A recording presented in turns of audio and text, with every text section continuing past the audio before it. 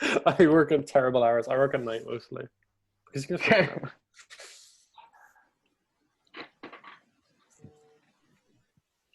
Okay. Yeah, I remember when the quarantine first started, I was like, do you still have to get up at 9? Or is that kind of, we flexible about that? I think it's healthier to still try to get up at night. I agree. Yeah. There we go. Made something that's live now. Okay, we're now live on Facebook, everybody. Before we start, Martin, could you send the link to Khurana, to the live Sure. stream? Okay. For the All right. Facebook one? Yeah, thank you. All right, so let's start. Thank you, everybody, for coming today to this great event. We'll be listening from some former SFLers who've kindly gave us the time to share their experiences in the liberty movement. And before we start, I'd just like to briefly talk about what SFL UK is and what we do. Basically, we are a network of student societies and students across the UK. And our aim is to educate you and empower you to become effective leaders in the cause of liberty. So today we've got 4 amazing speakers joining us. We've got Chris Barnard, Paul Meany, Ryan Khurana, and Adam Bartha. They're going to share with you their experiences in the liberty movement. So they'll be talking about their story in SFL, how SFL helped them reach the places where they are now and create the amazing opportunities they've created. And so without further ado, I'd like to start with Paul Meany, who's joining us today from the States. And he's currently assistant editor of intellectual history at libertarianism.org by the Cato Institute. So please, Paul, the floor is yours. Oh, just take it away. Okay. Well, I joined SFL in about early 2018, but I was always kind of adjacent to it for about a year before that. I met 2 people at one of the, not LibertyCon, at one of the local conventions. We had people, is my internet getting out actually? Yeah, it probably is.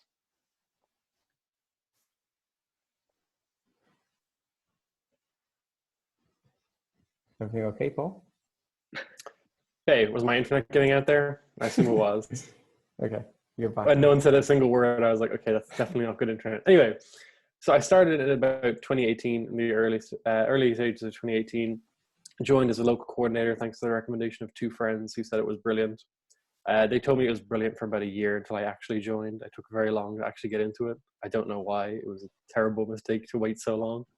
And it instantly was brilliant because I started off going to the British Leadership Forum, or there's like the UK and Ireland Leadership Forum, which is absolutely brilliant. We had a great time.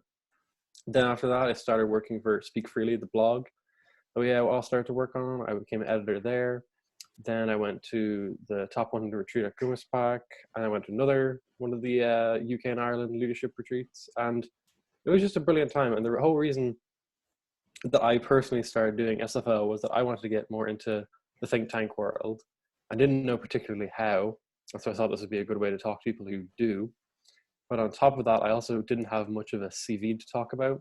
The only job I had was working in a butcher's and stacking shelves at a supermarket, so I didn't really have much to say to think tank employees that would make me look attractive, so I thought this would help. And it really did, because after only a few months of being in SFL, my CV was much longer. I had like published articles, I'd given talks, I'd gone to different like leadership retreats. I built up a lot more skills in that time, or at least a lot more skills that I could write down myself. So that was like one of the main reasons I joined, to be honest, was slightly Machiavellian, and I wanted to have a better CV, and it worked out ridiculously quick. And then I just happened to meet some great people along the way and have a great time and go to brilliant trips. So that's so bad. But yeah, after a short time being SFL, I became an intern at Cato, and then went home after that, back to Ireland. But then a year later, I got offered a job as editor for intellectual history, and I just took that in September. And I have SFL to thank for a lot of that, to be honest. It's my abilities, of course, but getting my foot in the door was all thanks to SFL, really. So if there's any questions at all about that, I can answer anything. I think we can do all questions at the end. You can type your questions. If you're watching on Facebook, you can just comment them, or here on Zoom, just type them. There's a button on the bottom of your screen that says questions and answers. You can just type them there and I'll ask them at the end. Well, thank you so much, Paul, for sharing your story. We'll move on to our second speaker today, which is Chris Barnard. He's the founder and president of the British Conservation Alliance. So thank you, Chris, for joining today, and the floor is yours. Thank you very much, Andres. Andres gave us all, the list of panelists, a list of questions, so I'll try and diligently answer them as much as I can to kind of give an insight into my experience with SFL. So as Andres said, my name's Chris Barnard. I'm half American, half Belgian, and I currently live in the UK, and I'm finishing up a master's at the London School of Economics. And as he also said, I'm currently the president and founder of an organization called the British Conservation Alliance, which I launched with a bunch of other SFL colleagues last September. And the main mission of the organization is to promote market-based and free enterprise solutions to environmental problems. And we very much felt that there was a gap within the kind of global libertarian movement when it came to environmental issues. So we kind of tried to fill that gap. In the 6 months or so since we launched, we've established a campus presence at 30 plus universities in all 4 countries of the UK. We've had 40 external media hits in The Times, The Telegraph, Vice, etc. We've spoken at conferences in 10 countries. And in June, we're launching the first ever international book on market environmentalism, which is called Green Market Revolution, and has a foreword by Daniel Hannan. So that's kind of what I'm doing now alongside my master's. But in terms of my SFL experience and kind of my overall story from joining SFL to founding the BCA, I joined SFL in October of 2018. I was recruited by a notorious name within SFL circles, a bald, formerly ginger Irishman named Rob Duffy, and he built the SFL movement from scratch since about 2015, and it's now bloomed to about 30 or 40 coordinators across the country. And he recruited me via Facebook because he's seen I'd be interacting with some of the content. And like Paul, I joined because I wanted to learn about the ideas, because I wanted to explore classical liberalism a bit more. But also there was a kind of selfish element, because I wanted to see how it could advance my career, how it could add something to my CV as well.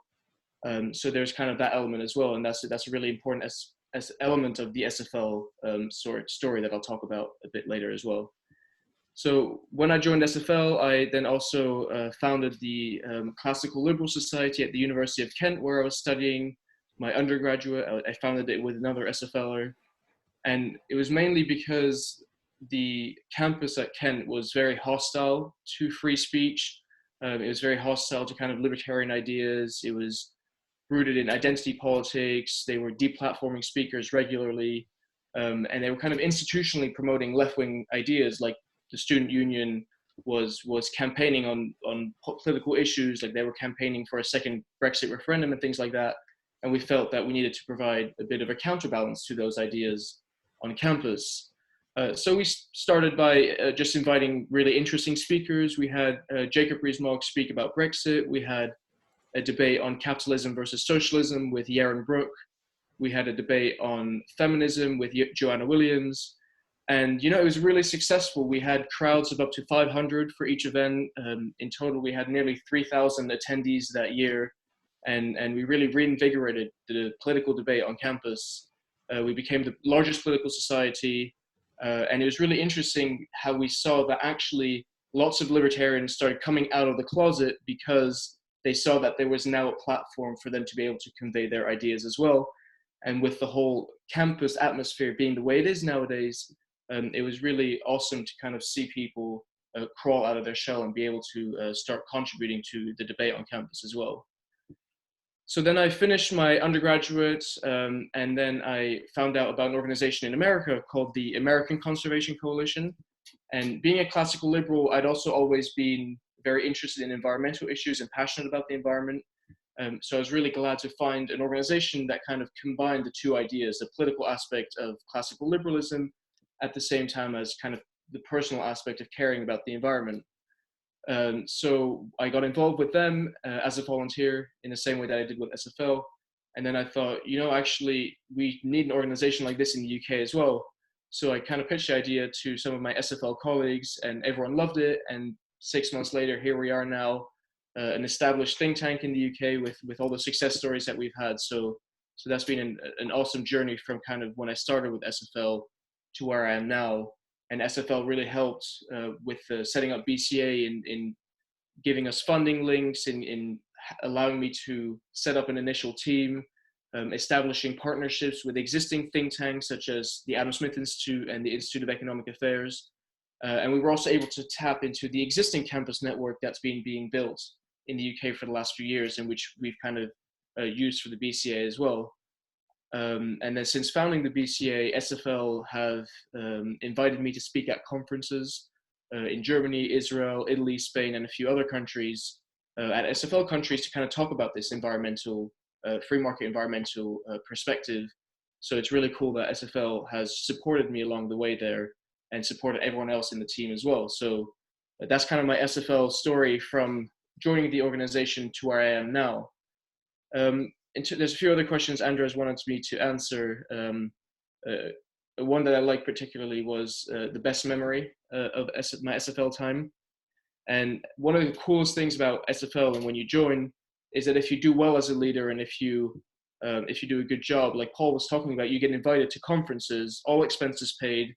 You get to go to these conferences around Europe or around the world if you're an SFL leader somewhere else.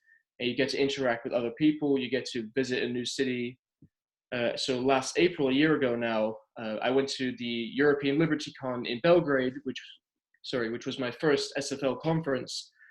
And the whole trip was great, but there was one moment that really stood out to me, because on one evening, we went out for dinner with about 8 of the SFL UK team, and there's a castle on top of the hill in Belgrade, overlooking the Danube and overlooking the city and the forest. And we just sat there, we had dinner with the sun setting, talking about our plans, our ambitions, our ideas. And that's my favorite SFL memory, because it was at that moment that I realized how special this organization actually is and how special the people in it are. And I just realized that 10, 15, 20 years from now, all the people that were there, all the people that I'm talking to and meeting will be leaders across the world in their respective areas of expertise. And they'll really be able to help contribute to making the world a better place. And that was the first time that I really realized that, having been immersed into my first in-person SFL experience. So how did SFL help? I talked about that a bit earlier. The most important thing to realize is that the SFL business model is about building leaders. And they give you the resources and the trainings and the skills necessary to be an effective leader, to be empowered to convey your ideas in an effective way. So SFL really, they build you up, they give you ample opportunities for improvement, for self-betterment. The people inside the organization are incredibly positive. They help you build your self-confidence. They give you public speaking, writing, intellectual opportunities to grow yourself and to not only be better at your academic career, which is because many of us are students, but also to start building kind of the basis for your professional career. The SFL network is also very useful for that. They put you in touch with organizations that can help you. They introduce you to amazing speakers. They help you arrange speakers for your events. As Paul was talking about, they really help with internship opportunities, funding opportunities for specific projects that you want to do. And so the SFL network really helps by connecting you with loads of people around the world. And even on a personal level, wherever you go on a trip, there will be an SFL person there that is happy to show you around. Last summer, I had dinner with 6 SFL people in New Delhi in India, and they kind of showed me around and took me out to dinner and spoke about their experiences with SFL in India. And so it's not only an amazing organization on a professional level and an academic level, but also on a personal level. And that's something that's really important to emphasize. The final bit before I stop talking is a few words of advice, which Andres also asked that we bring up. And the main realization that I came to when I joined SFL is the importance of not being shy. I realized very quickly that if you don't ask, you don't get. And sometimes if you have a plan or an idea for an event or a speaker or a funding opportunity, it might seem like a long shot, but if you just reach out, if you cold email or cold call someone, you might actually end up being successful when you had otherwise thought that you wouldn't be. And I mean, that's the way that we got Jacob Rees-Mogg to speak at Kent. We just sent him a letter and he said, sure, yeah, I'd be happy to speak. And we got 500 people, and that's how we got SFL's name really on our university campus. With the BCA as well, it was just like an idea, and we thought, well, it'll be a lot of hard work. People might not be interested, but we just went ahead with it. And you can see the amazing things that happen if you're just bold and courageous in that. And so the last bit of advice would be really to make the most of the SFL network. Don't be afraid to ask for internship opportunities, even letters of recommendation if you're applying for a job or something. And even when you're at a conference, it's a really good opportunity to engage with the other speakers, because often they're very well-connected people that can be mentors and that can help you with connections. In Belgrade, I got talking to Larry Reed, the president of the Foundation for Economic Education in America, and now he's a good personal friend of mine, and he's helped me with so many things like placing articles or introducing me to potential donors, giving me opportunities for speaking and things like that. So if you join SFL, which I really encourage you to do, make the most of the network, don't be shy, and I promise you won't regret it. Thank you, Chris, for sharing such inspiring stories. And now joining us from Canada is Ryan Khurana. So Ryan, the floor is yours. Thank you. All right, thank you very much. So just I think the best way for me to present my SFL story is just to give you kind of a background of how I got involved and how that's affected me since, because my career journey is somewhat convoluted, and I think the network that SFL provided played a role at many of the nexus points there. I found out about SFL in 2016. I was going to be an intern at the Institute for Economic Affairs, one of Europe's leading free market think tanks. And then when I was just prepping for it, I heard of an SFL event that they were doing, and I reached out to Kevin Flanagan, who was coming down into London. We met up, and I thought it was an interesting opportunity to get connected with the rest of Europe and kind of expand my network. I joined then, and I was studying at the University of Manchester, doing PPE, and I set up the Manchester branch of SFL. I stayed involved in Europe until I graduated in 2017. It was really exciting to be able to go to all the conferences, to meet all these people. And the people that I met set me up with different opportunities afterwards. I moved to Prague when I graduated for a little bit to be a research fellow at the Severo Institute, a free market university there. And I was invited to give talks at several conferences across Europe. Then when I was leaving Europe in early 2018, I found out about the internship that I did afterwards at the Competitive Enterprise Institute through a mailing list that SFL had. While I was in the US, I went to the Global Leadership Forum that SFL hosts and met many of the people at the Atlas Network who helped me set up the think tank I started in Toronto, Canada, that which was focused on tech policy. So it's called the Institute for Advancing Prosperity, and I moved back to set that up in May 2018. So a lot of the people in the SFL network were vital for getting me the connections that helped me do that. Over the course of that experience as well, I met people at Young Voices, which is a great outlet that helps young writers publish in mainstream magazines and newspapers. And it was really vital for me building up my credentials. And so I wouldn't have gotten connected with them if it weren't for SFL either. But the more convoluted part, which is more interesting, was I met people at the LibertyCon in the United States from the Charter Cities Institute, the director Mark Lutter, who's a really interesting man. And through him, I got connected to an economist that I found really fascinating named Glenn Weil, who's founding a new foundation called Radical Exchange. I partnered with them through my institution, and as a result, we've been working on very cutting edge mechanisms for policy transformation, which even allowed me to meet with the Federal Conservative Party in Canada and really develop their data strategy platform and have an impact on the kind of landscape of smart city development and data governance in Canada. And so that opportunity, even though it wasn't directly through SFL, wouldn't have opened up otherwise. And that connection has helped me do other things. I've met a good friend of mine who started a magazine called Palladium Magazine because of the conversational topics that we had over relating to that. And the funny thing is about both of our organizations is their magazine is split between Toronto and San Francisco, and Radical Exchange is also split between Toronto and San Francisco thanks to my partnership.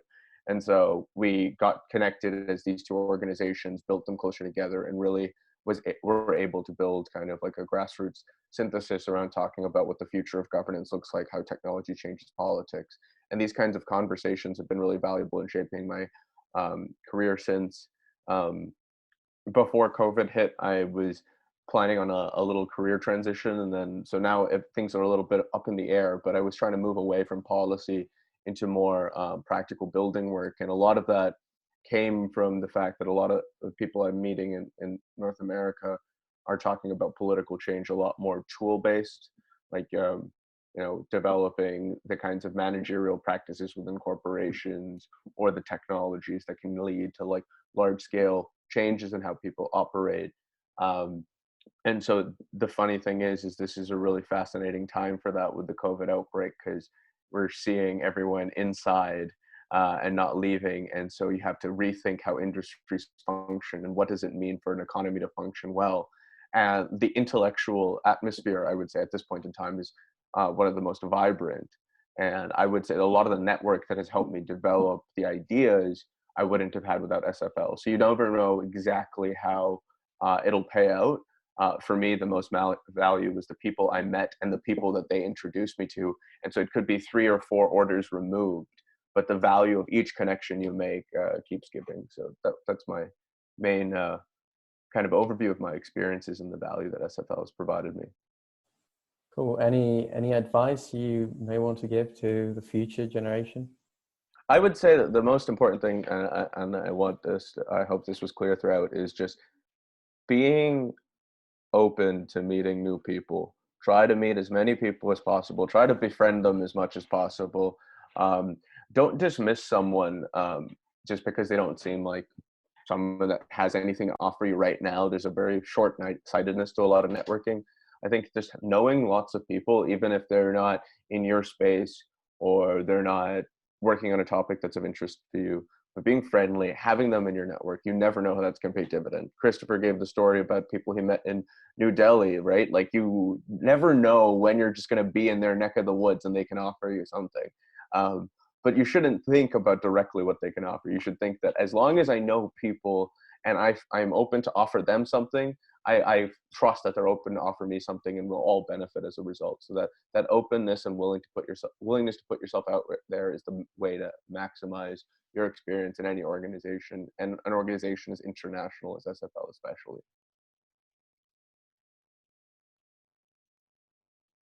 You're muted, Andres. Sorry, thank you. Thank you for sharing your story. And now our final speaker today is Adam Bartha, the director of Epicenter Network. So Adam, the floor is yours. Thank you. Great to be here. Thank you so much for the kind invitation. I'm glad to see many familiar faces online. In case we haven't met yet, I'm Adam Bartha. I'm the director of Epicenter, which is a network of 9 leading free market think tanks from all across Europe. And it's my 4th year at Epicenter already. And I had 3 different roles. I started as an events manager, partially based in London, partially based in Brussels. And just like SFL, Epicenter is very much a network-driven organization. So we rely on the research contributions of our member think tanks and the inputs from all 9 organizations that are currently in the network. And my role is really to facilitate coordinate the discussions, research discussions, and the outreach between the member think tanks, and reach out to EU policymakers in Brussels. So we're facing all sorts of challenges in every European country at the moment, but a lot of these challenges are actually quite pan-European in their nature.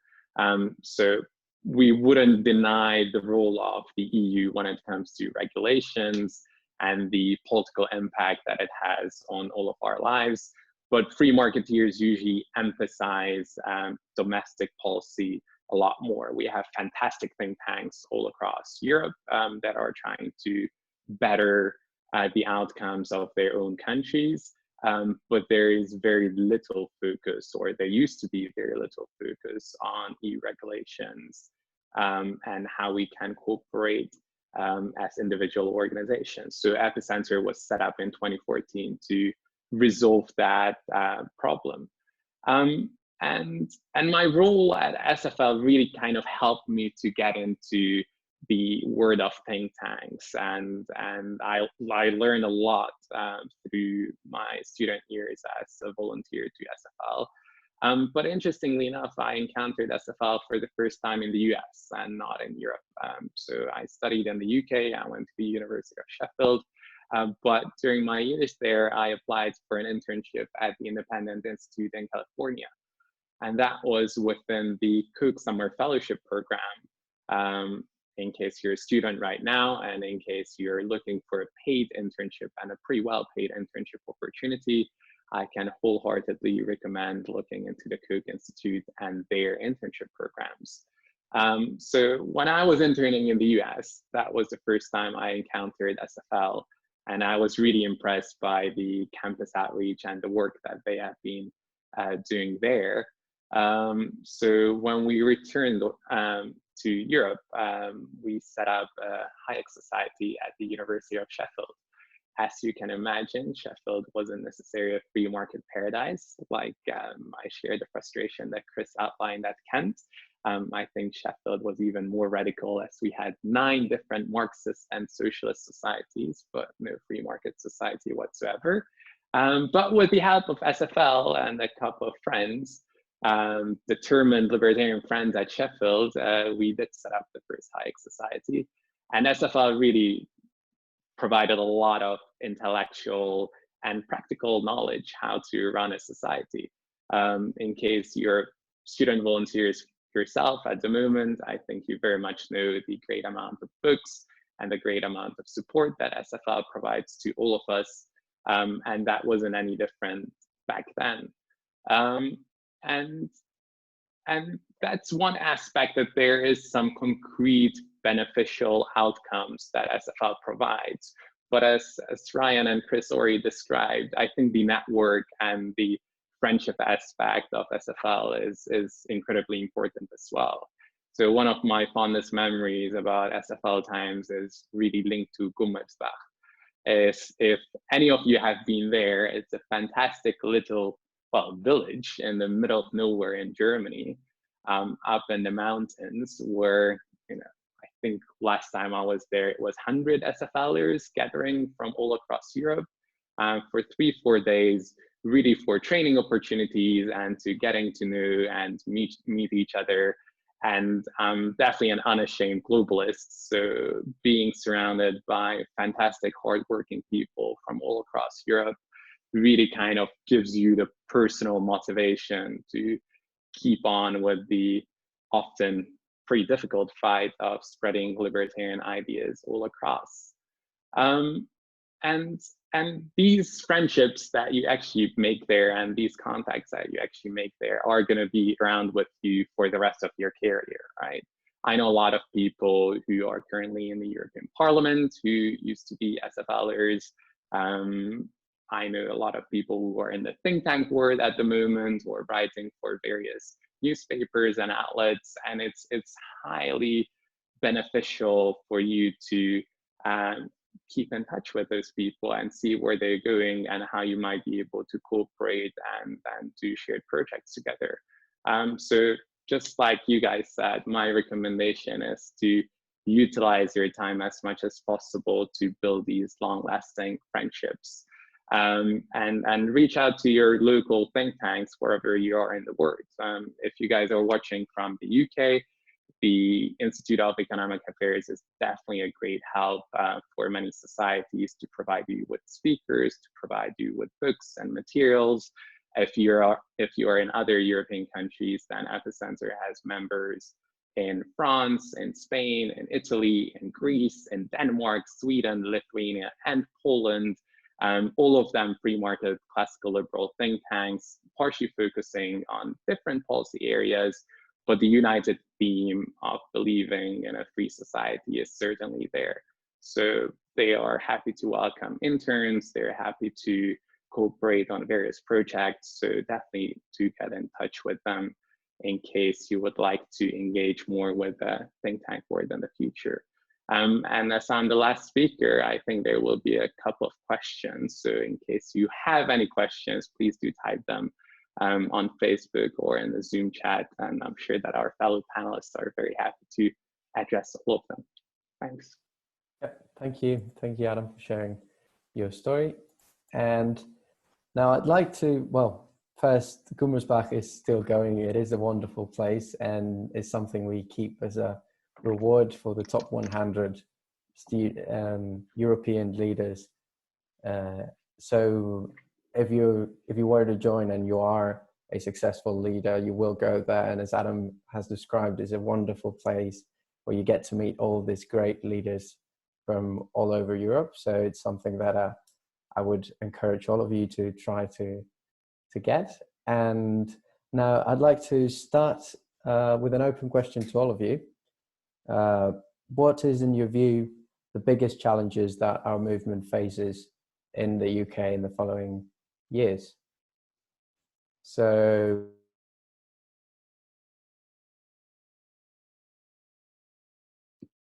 Andres, you got muted again. yeah, Paul, could you Again, yeah, you listen. repeatedly mute yourself, apparently. Yeah, I muted myself when I finished. Don't worry, now it's okay. I thought you were just muting yourself constantly in between. I didn't really understand. The question is, what's the biggest challenge facing classical liberalism in the UK? Well, in your case, and you could just comment around the world in general. Oh yeah, well, If you're I not live in gonna- America, so I can't comment on the UK as much, but I live from Ireland, so I live right next to it, so it's not a big deal. But I'll talk about Ireland a little, actually. Ireland does not have the libertarian world at all, or classical liberalism. It is a movement entirely spearheaded by our bald friend, Rob Duffy. He is keeping it alive single-handedly on life support. But it's hard in certain countries because they don't really have the same level of awareness about it or the same level of resources. Like, there wasn't any think tanks in Ireland.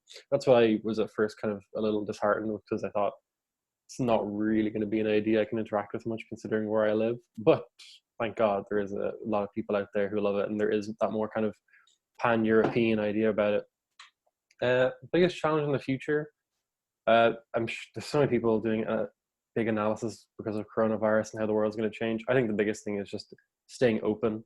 This is probably going to traumatize a lot of people, and they don't really want to be globalized anymore because of it. They see all these problems because we had our borders open, or because we were trading all these different kinds of people from different countries. I think that's complete misconception. I think but the biggest challenge we're going to be facing us in the future is making those arguments for things like open borders, things like free trade, things like globalization after such a traumatic event, which people put adjacent to it. So that's one of the biggest challenges in my opinions. Over in America, similar enough ideas, but there's also the problem of hollowing out. There's been a lot of libertarians who've turned to conservatives or even worse at times. And so it's kind of hard to grasp what libertarian is anymore for a lot of the time.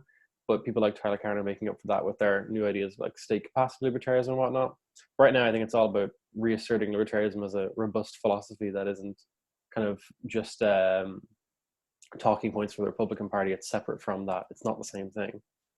So I think I talked about two countries there. That's good enough. I'll take it. Yeah. Didn't talk about the UK though, because still not particularly aware of politics in the UK. Okay, Chris. Yeah, I was just gonna say, I think obviously I'm a bit biased, but I think one of the main issues really is kind of losing in the environment debate. Obviously, I mean, Khurana presents a kind of unique challenge, but I think it's quite a situational one. It's dependent on what's currently happening, but I think what we're seeing with the kind of environmental debate is it's being used as an excuse to implement greater state control over the economy and private life and things like that. And you see like the founder of Extinction Rebellion saying that the movement isn't actually about the climate, but it's about dismantling capitalism and things like that. So I really think that the kind of way that the environmental debate has been going for the last few years is probably one of the biggest threats to classical liberal ideas. And so that's kind of what we try to counteract at the BCA, to say that you can be a classical liberal or a libertarian or a conservative and still care about the environment, and that in fact our market-based solutions are better than trying to make everyone poor or have the state control everything. So I think that's one of the biggest challenges in the long run for our ideas in the UK and America, of course. All right. Ryan, perhaps you'd like to comment more on the challenges in Canada in particular, if you're not following UK politics, or? I guess I'll put it a little more in an international context. Canada as a country doesn't really have a lot of domestic politics, because, you know, even recently, as a country, we've signed away our rights to make free trade deals without U.S. approval. So we're not a sovereign nation, in my opinion. But the things that I think are the most interesting, Paul touched on it a little bit. I'm a really big fan of Tyler Cowen's concept of state capacity libertarianism, and I've been working with a lot of people who are on that vein. And I would say that this crisis is kind of an eye-opener for many people and is opening up the most, I would say, defining discussion of our time, which is the way that our global supply chains have been developed and the way that free trade deals have gone for the last 30 years is now susceptible to one of the largest public backlashes. No one seems to be happy with the way that things are going. The fact that, you know, all of our antibiotic inputs are created in one country, China, and we don't have any redundancy in that capacity. People are quite scared of the way that the global meat industry works and the fact that it gives all this potential for viruses to break out. And so there needs to be a rethink of these concepts of trade and integration. And the threat is that the easiest sounding solution becomes a return to an autarky or nationalism, or some kind of bloc politics in which the world is demarcated into certain regions and spheres of influences. And that to me is quite unappealing. I do like a globalized and integrated world, but I do think there's a lot of flaws with the way that it is done now. But failing to address those concerns or just doubling down on free trade is good without having an actual plan for how we can have an integrated economy that doesn't lead to massive disease outbreaks. That's probably the defining question, I would say, right now. Great. And Adam, perhaps you could comment a bit more in a wider European perspective. What challenges do you see in the near future? Sure. I think there are a great amount of challenges, both for the European and for the British libertarian movement. I would probably highlight one of them, which is kind of the reactionary partisanship that appeared in some libertarian circles. What Ryan already touched upon, and I think Paul as well, with the GOP and the US. Conservatives are sometimes our allies and sometimes they are not. Ori Hayek wrote an essay, Why I'm Not a Conservative, and I think that still applies today. And it's going to apply especially in the next couple of years. One of my colleagues at the IA, Dr. Steve Davis, came out with a theory of political realignment quite a while ago, where he basically describes how political alliances and how political identifying factors for different individuals are likely to change in the future and are currently changing right now. And the idea is that whereas in the last 50, 60 years, the primary political identifying factor was all about economics, how much the state should be redistributing wealth, this is not going to be the case in the future. And in many countries, it is already not the case. The dividing line between globalists and nativists is going to become a lot more important than it was in the past. And I think libertarians and classical liberals ought to be on the globalist side. As Ryan said, the interconnectedness and trade and free movement of people across the globe can create immense prosperity. And I'm fearful that as a backlash to the pandemic, a lot more people will be trying to turn inwards and look inwards, both as individuals and as nation states. And I think that would create immense economic damage and immense human suffering. So libertarians and classical liberals really should be looking out for new allies and new coalitions that we can build in order to sustain globalism and very much improve it. Great, thank you. And now we've got a question from the audience, from Benjamin. And he asks, did you have to face opposition when some of you created libertarian communities at your universities? Any advice about that? I think I'd like to start with Chris, because he mentioned about founding Classical Liberal Society at Kent. So please, Chris. Yeah, sure. Yes, the short answer is yes, we faced a lot of opposition. And the scariest part about it was that we faced institutional opposition. So not just opposition from fellow students, but from the actual student union with which we had to register the society. I joined SFL in my final year of university, but we actually put in the application while I was in my second year of university. And it took them about 8 months before they approved it, and having lost the application 3 times before they ended up approving the society. And that was only kind of the first problem. After that whole struggle of even getting the society founded, we had numerous times when they tried to deplatform our speakers. They had pickets outside our events. They put up signs around campus saying our society was funded by the Koch brothers and that we were filthy capitalists, and so there was really a lot of kind of institutional and personal opposition to us. But I think the most important thing is to persevere. So to not give up when you're, for example, facing opposition from the student union. To just go ask them for an explanation. Why have I not been approved yet? And I know from stories this has happened in other campuses. But if you keep going back and keep reasserting your rights, then they'll cave at some point. And the second point is also to not give in. This is a big lesson that we learned, is to not kind of give in to the rhetoric of the people that want to see you crash and burn, but to kind of be above it and to engage with them respectfully and show them that libertarians or classical liberals aren't reactionaries, but that we're willing to engage with debate and show that our side is actually very sensible, and kind of make them feel silly for picketing your event and trying to deplatform your speakers, because at the end of the day, it's important to have the debate and to show them that it's perfectly possible to have it sensibly without shouting at each other. Great, thanks, Chris. Anyone else wants to add on that? Yeah. So when I was at Manchester, I experienced like no opposition. I think that the university was quite accommodating. The most opposition would be like if you had a truly controversial speaker. And in retrospect, like I did invite someone who was definitely very like borderline reactionary, and that's like opposition to that.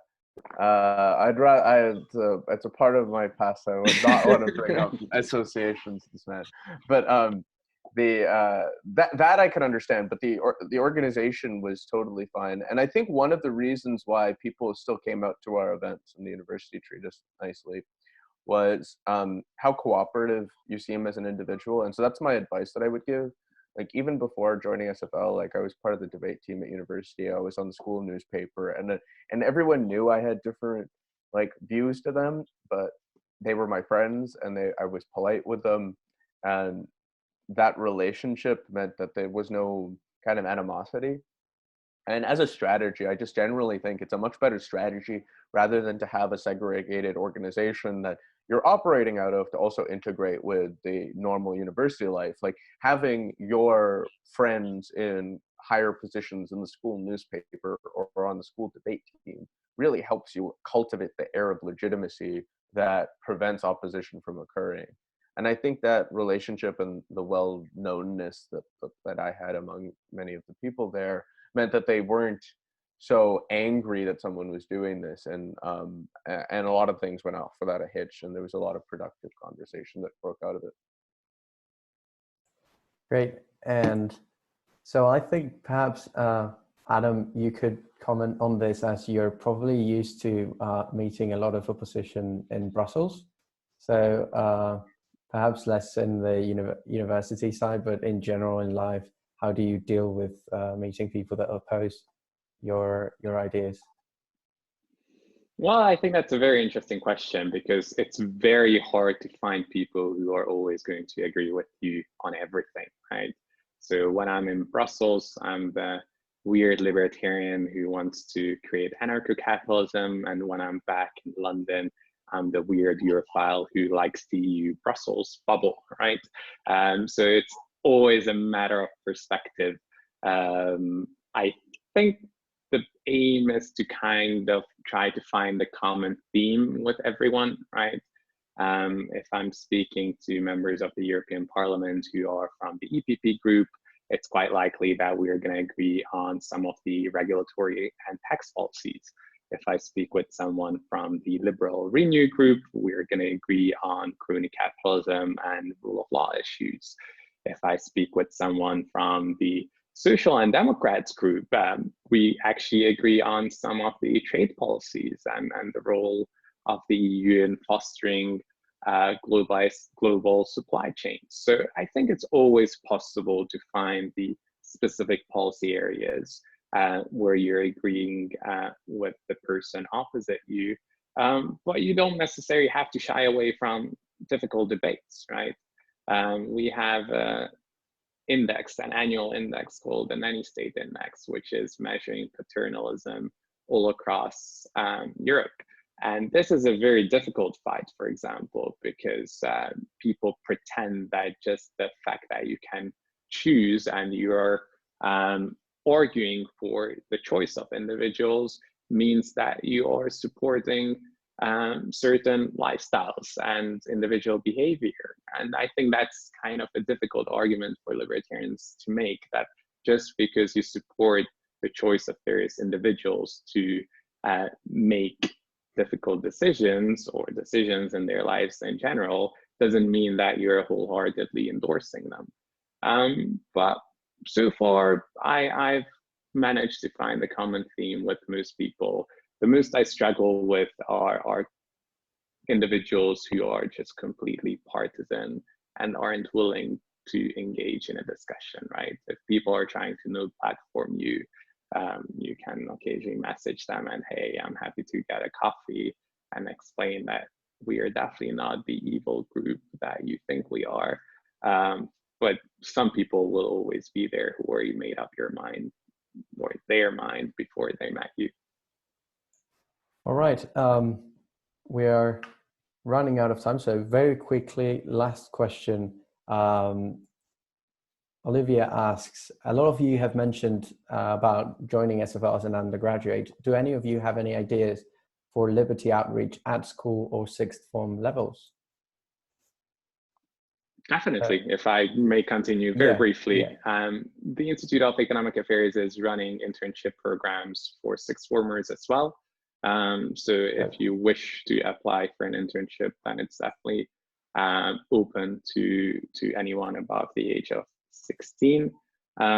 We have programs throughout the year. Basically, many of our researchers are visiting high schools and talk about topics related to economics. So if you're based in one of the UK nations, it's quite likely that we are going to visit your school or have visited your school in the last couple of years.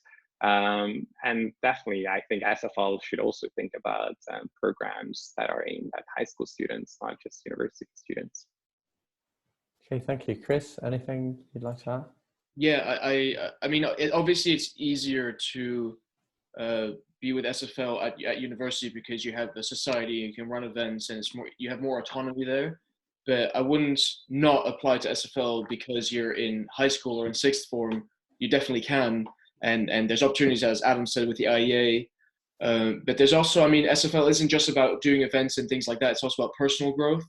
And when you join SFL, you get the SFL Academy, which has all kinds of classical liberal resources where you can read about it, you can do online quizzes, watch videos, and you start connecting with the network.